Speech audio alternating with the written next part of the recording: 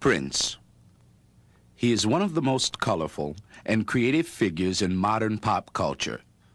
Yet he is also one of the most mysterious and perhaps one of the most misunderstood. Prince. The world knows of his musical genius, but knows little about the man.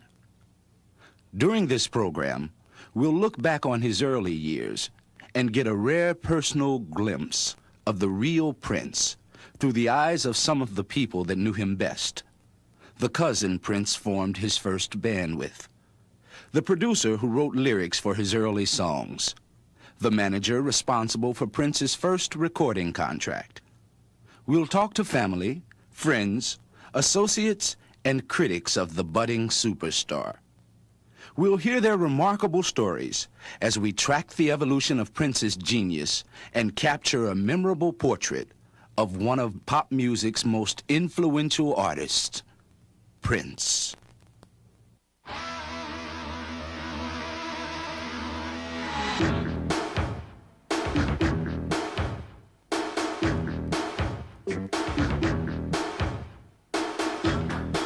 In 1984, a young and controversial recording artist from Minnesota took the entertainment world by storm with Purple Rain, a best-selling record and movie. Prince had arrived.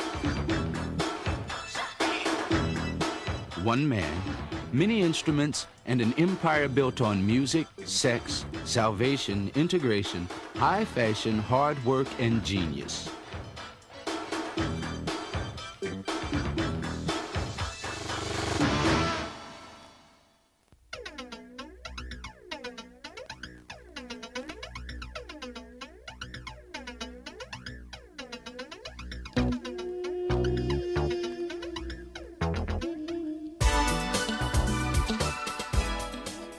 Musical genius can spring from anywhere, but with Prince, it sprouted in an extremely unlikely place, a Northern American city surrounded by farmland and rivers. Born on June 7th, 1958, the future king of rock slipped into the world at Mount Sinai Hospital in South Minneapolis. The first son of Mattie and John Nelson, who named him Prince Roger Nelson, after his father's jazz trio, the Prince Rogers Trio. At an early age, Prince displayed his own musical talent, first banging on pots and pans, and later learning the themes from The Man from U.N.C.L.E. and Batman on his dad's piano. Music, no doubt, provided the young Prince with some much-needed comfort when his parents divorced, and he was shuttled around between homes of friends and relatives. It was in this house in North Minneapolis where Prince finally found a home and a surrogate mother, Bernadette Anderson. Here he joined musical forces with Bernadette's son, Andre, and Prince's cousin, Chaz Smith. So we grew up really tight and started playing. He played piano and I played drums. And we kind of kicking it around the house a lot, you know, making noise and trying to sound like Michael Jackson. 11 years old, we weren't supposed to go to Parade Stadium to see Sly and the Family Stone. We went anyways, and they had cut through the fence, and we snuck in. We weren't even supposed to be in there, but then that's when I think we seen, well, we all looked at each other and said we wanted to do this for a living. Black radio, or the lack of it in the Twin Cities, helped shape Prince's early music. The only funk or modern R&B he heard came from a poorly powered community radio station called KMOJ. Grand Central was derived from the group Grand Funk, actually, because we played a lot of their music. They had an album out called Flight to Phoenix. For white guys, they were so funky. I mean, they had the power of the guitar player doing all the chords and doing solos at the same time. Mark Farner controlled the band, and that's what Prince wanted, and that's what we liked about it, man. It was so cool. Oh. Places for a band of underage black kids to play in were few and far between. Basically, we could only get handout gigs, we called them. Like, we'd set up in the backyard of our next-door neighbors and just start playing at 9 o'clock at night, and there would be so many people in the yard, the police have to be called. And they'd have to disband us, or people would see us and they'd go, will you play at our wedding, or will you play at the YMCA? We always played for Andre's mother because she worked at the YWCA, so whenever there were gigs, even if we didn't want to do them, she'd say, you guys are playing March 3rd at the Y. Okay, we'll be there. The band everybody started maturing and getting kind of big-headed. And an incident I remember specifically that Prince wanted to be the leader. At first, it was all of us one for all, and all for one. It seemed we wanted to bring in another member from Flight Time that was having problems with him. His name is David Island. They call him Batman. We wanted to get him because he's an incredibly talented saxophone player to this day. But we wanted him in the band, and we went to Prince to get him in. We said, man, this would be a great opportunity to get this guy in the group. And Prince said no. And we kind of then said, oh, if Prince doesn't want him, well, then we, you know. And from then on, Prince kind of realized that the power that he had harnessed, and we didn't really know that we were actually giving it to him, but we really did let him know that, like, man, if I quit, if he quits, then it's whatever he says goes. The growing pains continued. Before long, Chaz was replaced on drums by a brash new kid at school named Morris Day. One day I come from football practice and my drums are moved over, and Morris's little wood set that I seen in his house was there. And of course I was devastated because these were like my brothers. And the band was Grand Central, consists of William Dowdy, which he was the percussionist, Linda Anderson, which was Andre Anderson's sister, was keyboard player. Morris Day was on the drums. Andre Anderson was on bass, and Prince Rogers Nelson was on guitar. And I remember working with them the first day, and I asked them to play me one of their songs. And they sang a song, I don't remember the name of it, and everybody was saying words different. Everybody was saying something different. You know, like, you remind me of me, and this guy's going, well, you remind me of she, and this guy's, you remind me of he. You know, it wasn't those words, but that's just an example. And I made them all put down their instrument and come forward. And I asked Prince, I said, well, Prince, just grab your guitar. We'll do the guitar and we'll do vocals so that we can work on harmonies and getting those things right. And Prince started playing and we started singing and things like that. And this is how we really started getting the group really tight. Chris Moon, a flamboyant would-be music producer, was searching for a collaborator while recording bands for free on a 4-track recorder in his basement. And at the time there was a group in the studio recording called Champagne. And Andre Simone and Prince and, you know, the whole group. And so I pulled Prince aside after a session one day, and I said, look, I got this idea. I'd like to sit down and talk to you about it. So he came back that evening after the group had left, and we started talking deals. My idea is that, hey, why don't we get together, why don't we team up, combine our resources, combine our talents, and I'll teach you how to record, and I'll teach you how to produce, and I'll teach you everything I know. And, you know, I'll produce a demo tape for you. And if it goes somewhere, great. If it doesn't, you know, then we've both learned from the process. But if we get something out there, I don't want to contract with you. I don't want to put any of this on paper because I want this an agreement of the heart, not agreement of the paper. And if something goes somewhere, all I want is just that you credit my name on the songs that you end up using. And I think that he thought 2 or 3 fractions of a second and nodded his head. I recall there wasn't a long oratory response to the question, just a head nod. And that was the beginning of the agreement. So I reached into my pocket and pulled out my keychain, and here was this little 16-year-old, you know, afro-headed, 5-foot black kid from the north side that I didn't know very well, and I handed him my key, and I said, here's the key to the studio. You let yourself in after school, you come over here and practice, and then when I get back, we'll sit down and we'll work on stuff together, and I'll leave lyrics on the piano, and if you find any you like, work on them. And I remember Prince kind of looked at me a little shocked when I handed him the key, because that was really a good gesture of trust and faith on that part, and he never betrayed it. He was always, you know, very, very reliable and punctual. After I taught him how to record, it was really funny. I'd reach up to the board and turn up a little treble, and then he'd reach up to the board and turn down a little treble. Then I'd reach up to the board and turn up an instrument, and he'd reach up to the board and turn down a different instrument. And so our hands were all over the place. It was like this octopus had spawned in the studio and had become a recording engineer. So even from the beginning, he had a lot of input, a lot of sense on the tonal textures, the balance, the way the sounds fit together, and he wanted to express that input. And I think as soon as he learned how to operate that equipment, he had the means to do that.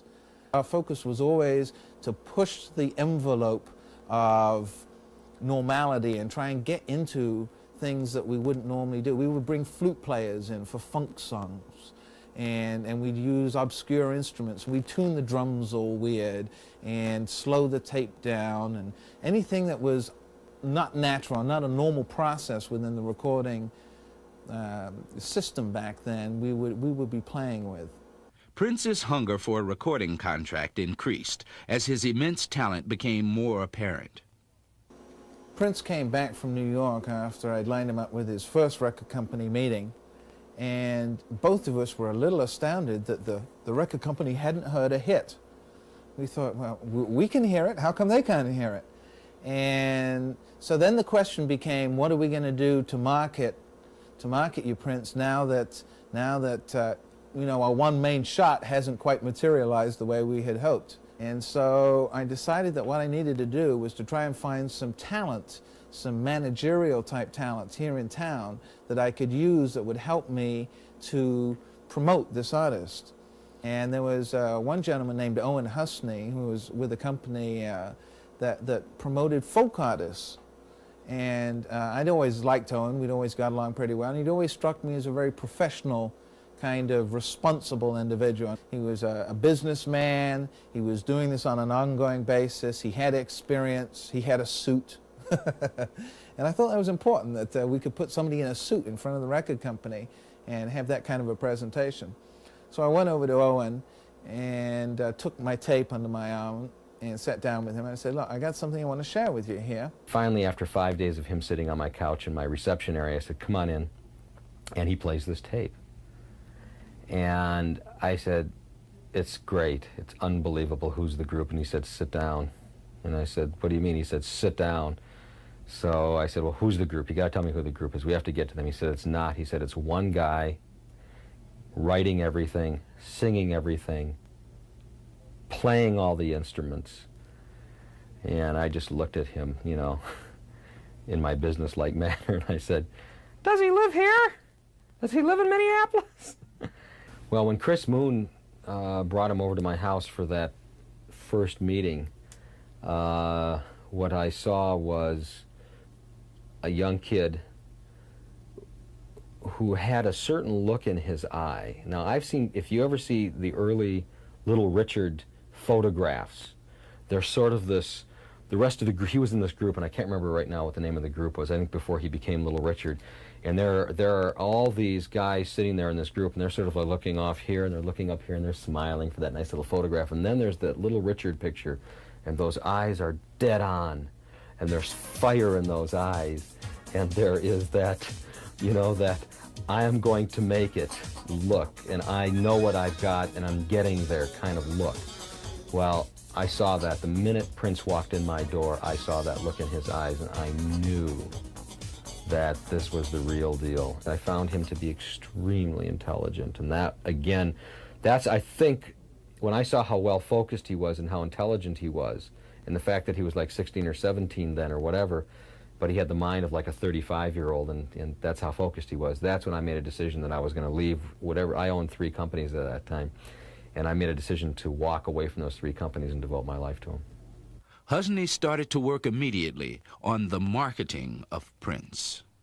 And my first thing was to, you know, not sign him to some local record label and do some local schmokel kind of deal. But my first belief was, okay, we've got to do something here, and we got to get our rear ends out to the West Coast. We got to make a record deal for him as soon as possible, and it has to be first class. So we got on the plane and we went out there, and we had our top #1 attorney in the town, so we were first class all the way. Nothing was going to stop us. And we made presentations to all these labels, and we did present to ABC, RSO, Warner Brothers, CBS Records, and A&M Records. I do still have the letter of rejection from Al Corey at RSO Records that passed on him, saying that, you know, they didn't feel that he was a talent. I do have a letter, I can't find the letter from ABC, but A&M, CBS, and Warner Brothers all offered us deals almost on the spot. Not quite, but it was almost on the spot. And so I got on a plane, came back to Minneapolis, and I can remember here I was, this guy from this little, everybody thought was a cow town. They couldn't even figure out how did you guys from this little cow town in the frigid north with no black people, why were you out here with this young black kid presenting this tape? And after they heard the tape, it was unbelievable. So, make a long story short, I came back to Minneapolis and I have the heads of all these record labels. I'm just this little guy from this cow town, right? My phone is ringing off the hook with the heads of all these major record companies. It was, for me, it was a dream come true. The deal that we came away with was a pretty spectacular deal for that time. The money was well into the six figures. In fact, if you added everything up together, it was over $1 million for that time, if you added in all the records and all the advances and everything. So we march off to Sausalito and making this record at I believe it was the record plant in Sausalito. And I got this nice home built into the side of this mountain, and Prince and myself and my wife and Andre Simone get on a plane and move out there and set up shop, and Andre and Prince are living with us, and our relationship was sort of surrogate parents at that point. I mean, we were cooking and cleaning and doing the hair and, washing the floors and doing the sheets, and I was managing them at the same time. I can remember at one point all these honchos from Los Angeles came up to San Francisco to see how we were doing in the studio, check up on us, because they left us alone to our own devices. And so I believe it was the president of Warner Brothers and Russ Thyrett, who was the VP of, he's now a senior VP of promotion at that time, I believe, two very big people within the company, fly up to San Francisco to see how we're doing. And I can remember walking in the studio, and Prince is working away in the control room, and he's there listening to a playback of some down-tempo song, and there was no bass. Prince didn't want any bass in the song, so I remember Lenny said to him something like, well, shouldn't there be a bass guitar in that song? And Prince looks at him and he says, that's it, out, all of you out now, get out, that's it. And so I'm out in the lobby of the studio going, well, don't worry about him, he's really a good guy, Because here he's throwing the whole entourage from Warner Brothers out. Prince was right, and he was right in what he was doing, and nobody was going to get in his way to doing it. Warner Brothers wanted Prince to put together a band from California. Instead, Prince went back home and started putting things together there. All of a sudden, Prince got to deal with Warner Brothers, and they were down in Owens. Owen had a studio down by, where's that, Loring Park. So Prince had me come down there, and I get down there, and he's got like drums and everything set up. Just had came back from playing with Fleetwood Mac and everything. I was like, wow, man.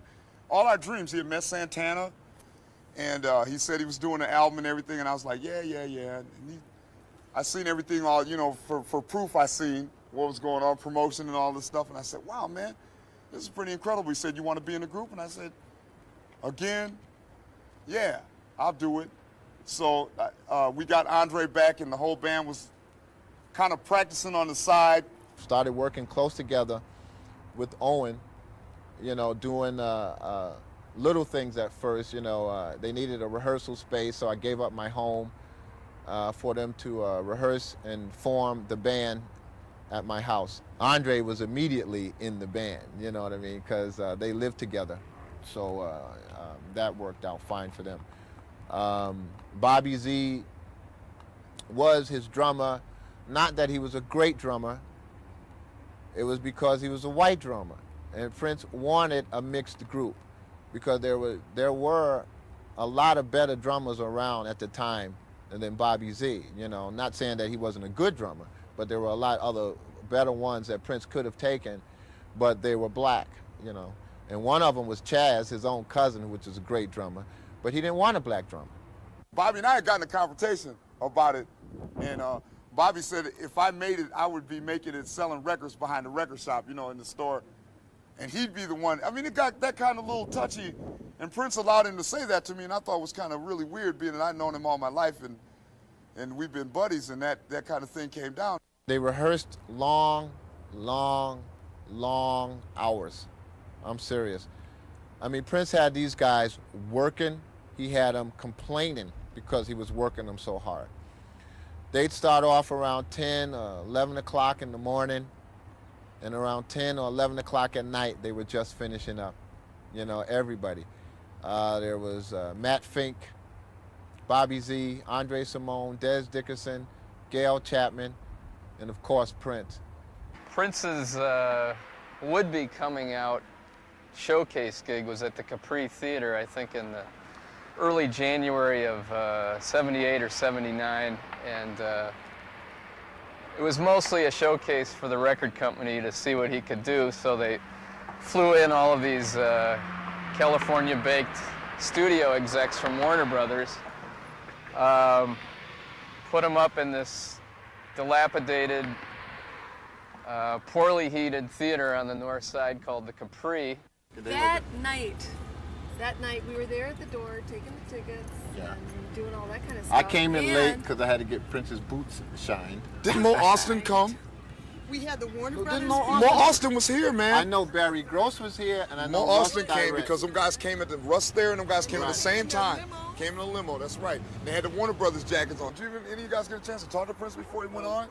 Where was he? Does anybody know? Because I caught him. I caught him in the bathroom. I seen him when he was just getting ready to go when he was in the bathroom. He was scared to death. I thought he was like backstage or something. Scared to death. The KMOJ announcer that night sounded downright prophetic. When introducing Prince, the DJ proclaimed the power and the glory, the Minneapolis story, Prince. The send-up, unfortunately, was better than the performance.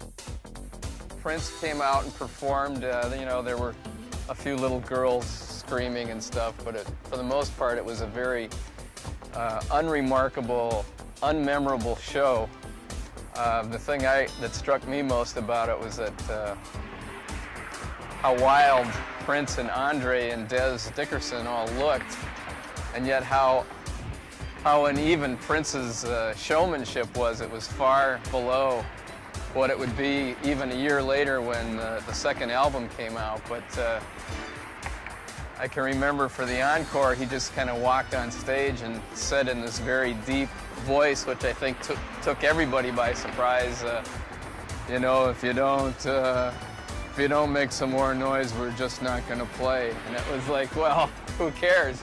I think everybody had seen enough and had known enough that he wasn't ready for any sort of concert tour or record tour. And I actually rode home with Prince that night, and Warner Brothers didn't feel like they were ready to go on tour, which I was kind of happy in a way. And then in a way, Prince was so devastated that he actually looked like he was going to cry, because it would look like the end of the world because they didn't accept the band wasn't ready. And I kept saying, man, even though to my displeasure of not playing, I still was pumping him, going, man, that doesn't mean anything. You'll go back. That doesn't mean nothing because they're not ready for the band now. I mean, hey, go back and do some more stuff. And that night was probably the last night I really had a real communication with him and seen some sensitivity. It was because it devastated him that he thought the band was groomed enough, and Warner said.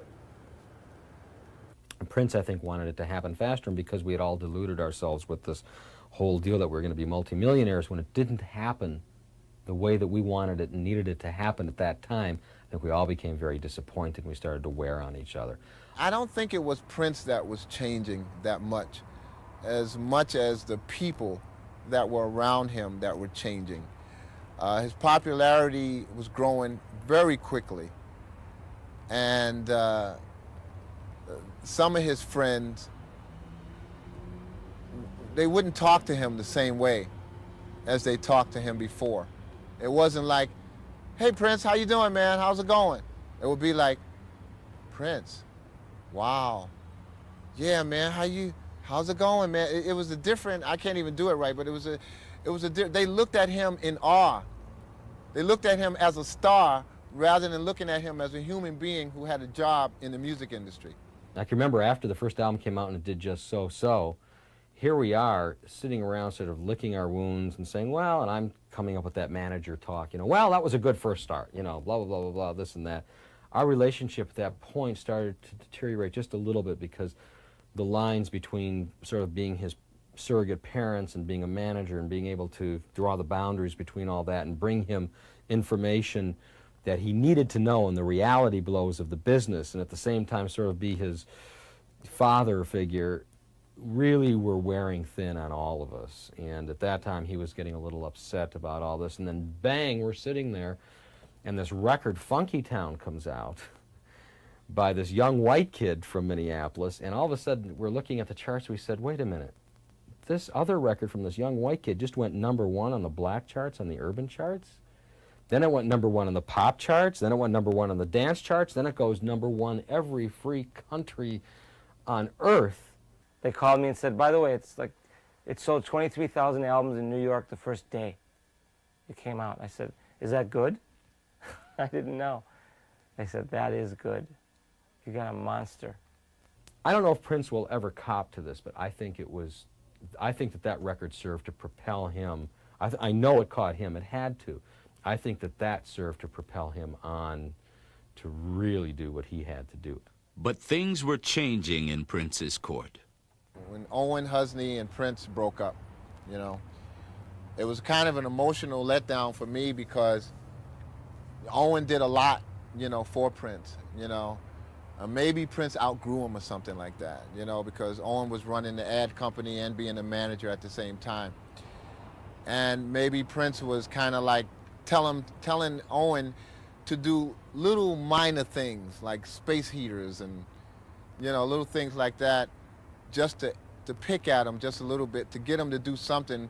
But I don't think Prince really knew what he wanted Owen to do. You know what I mean? It was like he knew that he needed a manager, but for what reason, you know, he was too young to know. We were so close at the time that I think I liken it more to breaking up of a boyfriend and girlfriend relationship rather than a manager-artist, you know, saying, screw you, get out of here, get out of here. There was a little bit of that, but there was a lot of emotion and I think a lot of hurt on both sides when we split up, because there was a lot of time invested, and there was a lot of time invested for both of us into the relationship on a business and a friendship level. And I think that made it tougher emotionally for us to part, other than just being some, you know, business issue. So it was tough, and it wound up, you know, it wound up where we both just left each other alone after that.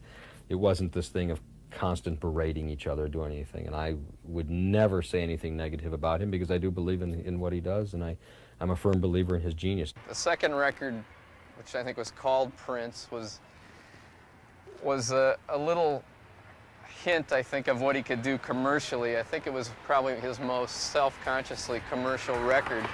He played again at a downtown theater called the Orpheum, which was sold out, and the difference in performances was night and day. I mean, Prince had basically come out of his shell. He reminded me of Jimi Hendrix and Sly Stone, but it was so rockified that you know, I'd never really seen anything quite like it. And I remember my date at the time was beside herself, and this was a supposedly mature woman who was like on the edge of her seat and just about ready to scream herself. And it was a really electrified performance. Prince prancing around in his bikini underwear and his leg warmers. He still had the big afro, although he was starting to comb it down a little bit, more in a Beatles style cut now than the straight afro. But it was a sign of things to come, and it was a vast improvement, and from there it just got better.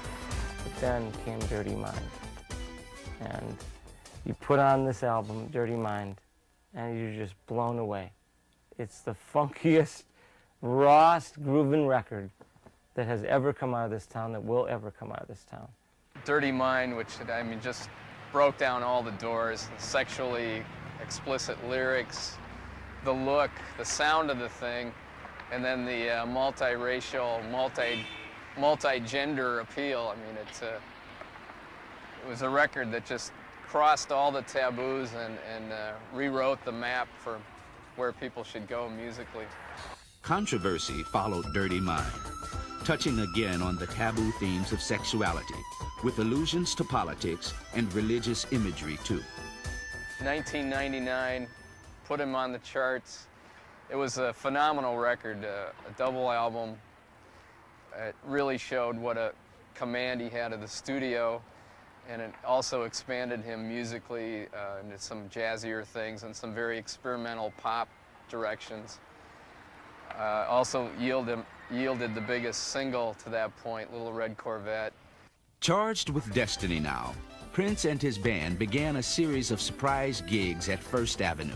You could probably compare it to, I don't know, the Beatles going on the roof at Abbey Road or something, and here, you know, Prince would routinely show up at First Avenue either to hang out or to do gigs, and it became a big deal to be there. It was becoming clearer and clearer that this guy was a major talent, prolific beyond belief, and a tantalizing performer, the likes of which you probably hadn't seen since Jimi Hendrix. Yeah, he played here.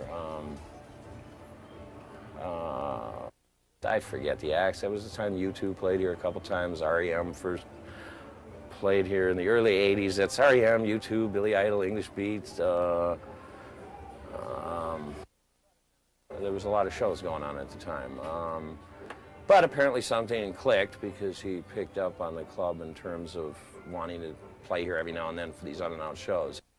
With 1999 a critical and commercial success, Prince began conquering America, then England and Japan.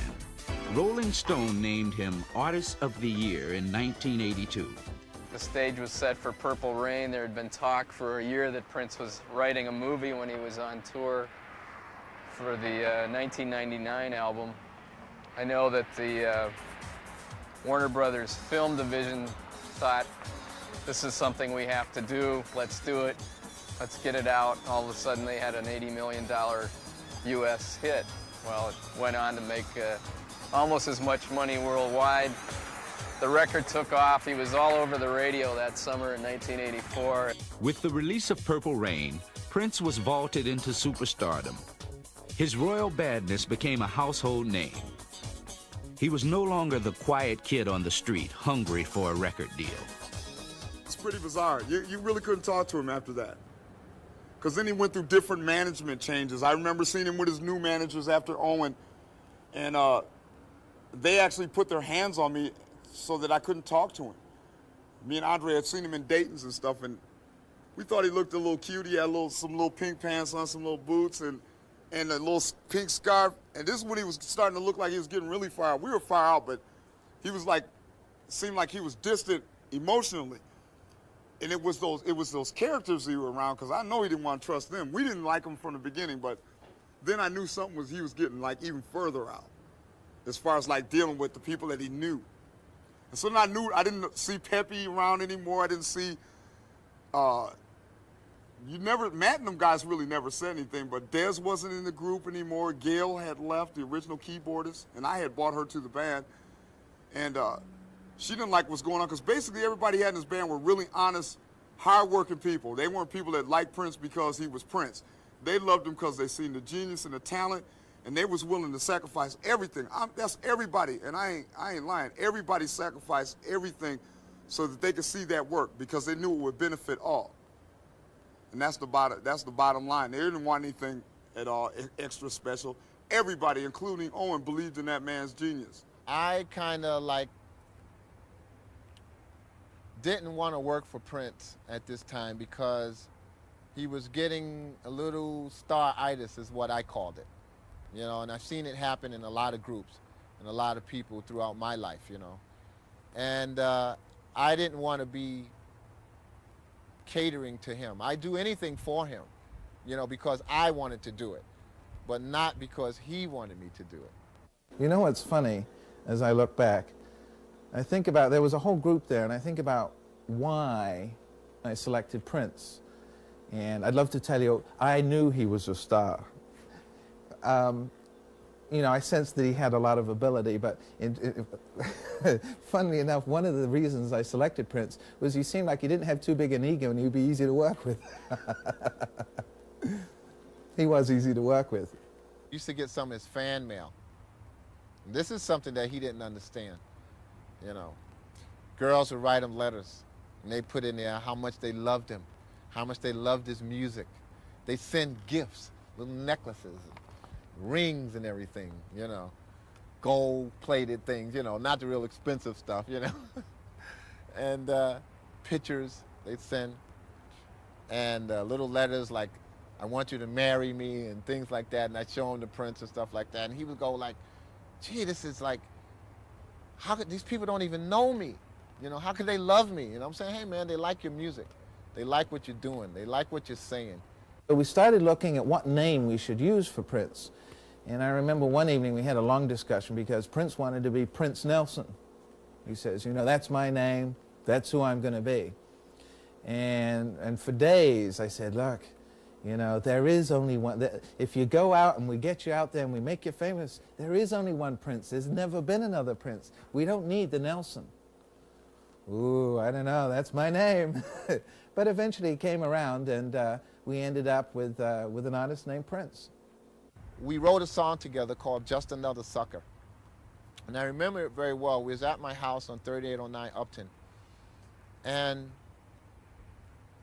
I had the music. I wrote the music, and I played it for him.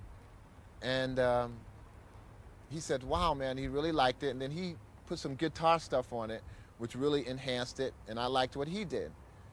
And then he went home. It was around 9 o'clock at night or something like that. And around 4 o'clock in the morning, he calls me up and the phone is ringing. I'm asleep.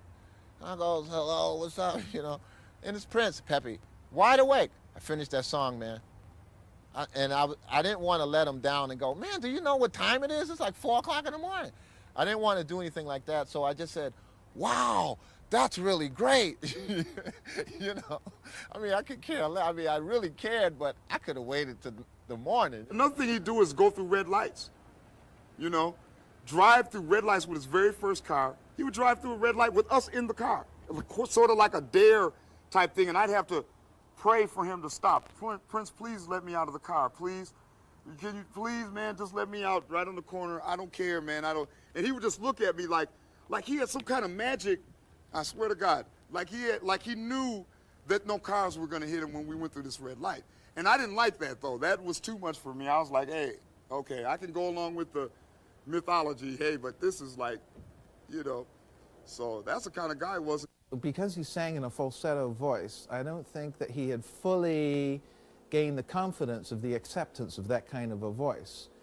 And so he would tend to sing very quietly. And I remember I was always in the control room. I didn't have the world's best equipment.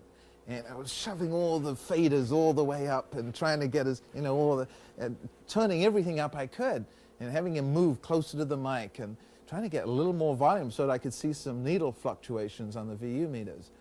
And I was just not getting enough level. It was really an equipment deficiency more than anything else. And so I had to get Prince to sing louder. And so one of the ideas that I tried, I said, look, we're gonna scratch the approach we've been doing. We're gonna try something new here. So I laid pillows down on the floor in the studio, and I had him lay down, and I put the microphone virtually in his mouth, and then we turned off all the lights. And I said, now I'm just going to leave you laying there for a little while just to kind of get relaxed. And we put some headphones on him. And there I am in the control room, pitch black, you know, with this match, trying to find out where the right buttons are. And there's Prince out there somewhere, laying down on the floor with this microphone in his mouth. And I start rolling the tape, and all of a sudden, I get a louder voice. And I think, this is it. I've found the magic. Prince really conjured the whole Purple Rain mythology, I think, in order for him to be able to survive and to break through. Because, in fact, Prince grew up in a Minneapolis where there were no creative outlets for his music. There were really no models for the kind of music he was drawn to make. He had to fashion it as he went along, and he, in the process, fashioned a whole world. When Purple Rain was filmed, all the tourists came in. Is Prince there? I could have Sonny Ade or Neville Brothers on stage, and people, who cares, you know? I mean, they want to see Prince. Is he around? And you'd say, but look, this is the Neville Brothers. They're great. It wasn't that he changed. It was the people around him that changed. And I think later on, because he could get anything he wanted from people, that it affected him. You know, whether it's good, whether it's bad, that's for who to say, who knows. You know, but I think that he started really feeding off of other people wanting to do things for him. You know, at first you would go, no, no, no, man, I do that, I'll do it. But then, you know, when you get 10, 15, 20 people who want to do stuff for you all the time, then you go, oh, okay, okay. You know, and then it just gets to a point where he didn't have to do anything anymore but his music. Prince came up at a time when the playlists on radio were as drastically segregated as they'd been any time since the early 60s. And he really played a vital role in spirit and in direct lineage in helping to break down those barriers. Michael Jackson and Thriller get most of the credit for breaking down the barriers that had sprouted up at radio. But I really think Prince and his whole kind of crossover project from Dirty Mind onward also had a great deal to do with that. I mean, he simply refused to admit of any kind of stylistic boundaries, and I think that had a really healthy effect on what was becoming a more and more segregated musical set of playlists at the time. I remember there was always a very deep sense that he had to compete with Michael Jackson. That was his only competition, and that there was enough closeness in style that he had to peg out his own territory. I believe that he had a lot of musical influences, but I believe that Prince was not the type of person to be influenced and sort of stuck emulating that kind of person. I believe that he was the kind of talent that could take a liking to a particular artist and take what they were doing to the next level. Nobody who's been on the scene in the past 20 years recombines musical elements as freely and as creatively as Prince has at times. But at the same time, if you look at the really stellar musical careers of the 20th century, you find that there are sustained collaborative relationships that happen. With Duke Ellington, it's Billy Strayhorn. With James Brown, it's a series of sidemen who got less creative credit in his career than they really deserved, but they were there long term, and they really contributed a lot to his sound and his sensibility. The interesting thing about Prince, and in some ways the tragedy of Prince, is that he has never been able to sustain those relationships. He grew up isolated. He developed this vision of where he wanted to go and who he wanted to be, and he invented himself in that mold.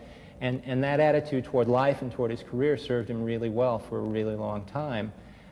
But at this juncture in his career, speaking in 1992, I wonder if he hasn't gotten to the point where he's beginning to run dry. He's beginning to lose his own self-critical faculties because he doesn't have stable relationships with other people who can afford to be honest with him and who can input ideas that he'll respect and work with. But I think in the years to come, he will always be successful because that's the kind of songs he writes. He just doesn't write love songs. He writes songs about life, about real things, whether you like it or whether you don't, whether it's about incest or whether it's about God. You know, you either like it or you don't like it, but it's facts.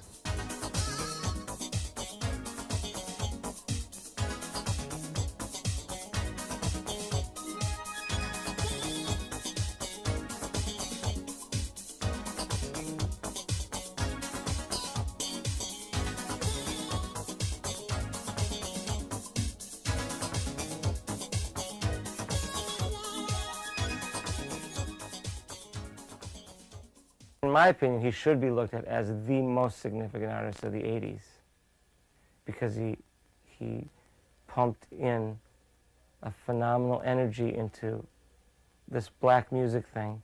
He kind of fused rock and jazz and funk and pop together and made it into a thing that sounded really acceptable to everybody. Prince will be looked upon, I think, in the same regard as a lot of the pioneers and the superstars from of the last 50 years, you know, with Presley and the Beatles, the Rolling Stones, Little Richard. Prince will be in the top 10, if you will. Even though he is recognized worldwide and his name is known by, you know, every household that exists today almost around the world, that people really don't understand him in total. And I feel that I personally feel from seeing him do other things and knowing what Prince is capable of, that he is a modern-day Mozart or Beethoven, if you may, that his genius has yet to be discovered. I named my dog after him. I had got a dog a guy gave me around the lake, it was Samoan Husky. I brought him home. It was a nice little old puppy, a nice little white puppy. And they used to act, I'd come in the door and Prince asked me, what's the dog's name? You know, he was on his way to rehearsal down in the basement. And I go, I didn't have a name for the dog because I just got him about 20 minutes ago. So I said, his name is Rinse. Yeah, that's his name. His name is Rinse. Prince without the P. And he said, oh, I like that. I remember the first time I went to see Purple Rain. And I walked in and I sat down in this movie theater, packed with people. And here's Prince's head, 40 feet tall. And everybody's just saying, God, that's incredible. And to me, I saw that movie unlike anybody else in the world. Because to me, we were still in the studio working together and doing that thing. And what I saw on the screen was not this huge superstar, but I saw this kid that achieved his goal. I think the only thing people worry about is that he might end up to be the Howard Hughes of rock and roll, because he's got such a reclusive personality to begin with, and does seem to genuinely like to be left alone, and has always seemed driven in whatever he does, and demands a lot of other people, but I don't think any more than what he demands of himself. His career, it speaks for itself, really. I mean, what can I add to it? It's been a genius career. I mean, I don't know, really, only thing I could think that he could do, probably his next move, is to come back and go like, man, why don't you guys come out to my pool, man? I got a pool full of beers. Come on, I got a basketball court at my house. Why don't you guys come out? Let's play some basketball, drink some brewskis, and watch the Bulls. That's all I think is left out of his whole thing, and him to be happy, because I don't think it'd be very much fun leaving all of it. Look at Pepe and all of us are still together. We communicate with Andre, all the old band members, Jesse, everybody still, talks to one another, and we need each other. And I think that's really, to be out there where he's at by himself has got to be pretty scary. So I feel for his future in that sense. Got to come back home, see?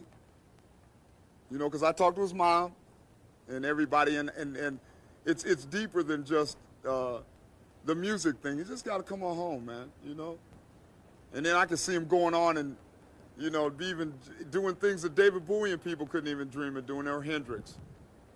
So